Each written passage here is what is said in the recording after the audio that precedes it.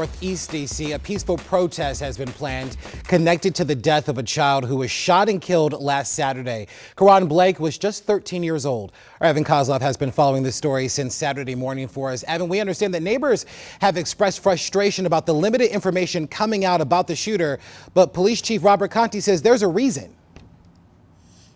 Right, exactly. A lot of frustration in this neighborhood and grief, and that's why the memorials continue to grow here. You can see one to my left and then again right here behind me.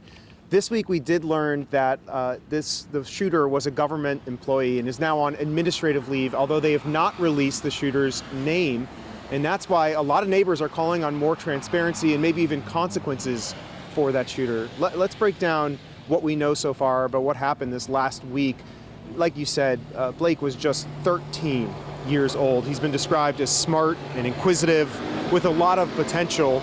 Now, police say that on Saturday morning, the homeowner shot and killed the teen, telling police that he saw Karon allegedly breaking into cars. And then after some sort of interaction, that's when the shooter took action and shot.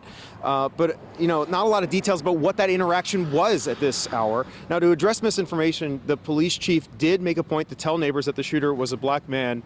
And over the last week, we've seen a lot of protests, including at a town hall meeting on Tuesday night as people were demanding answers. Take a listen. I'm black. If I would have killed the white boy on that street, they would have put me under the jail. I don't understand why y'all are protecting his name and saying it's going to breach the investigation. This ain't Sanford, Florida. This is Washington, D.C. And who killed Karon Blake is a black George Zimmerman. All right, now the protest is going to be tonight at 6 o'clock right here on Quincy Street where that shooting happened.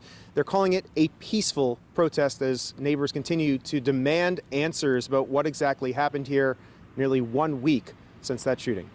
In Brooklyn, I'm Evan Kozlov, WUSA 9.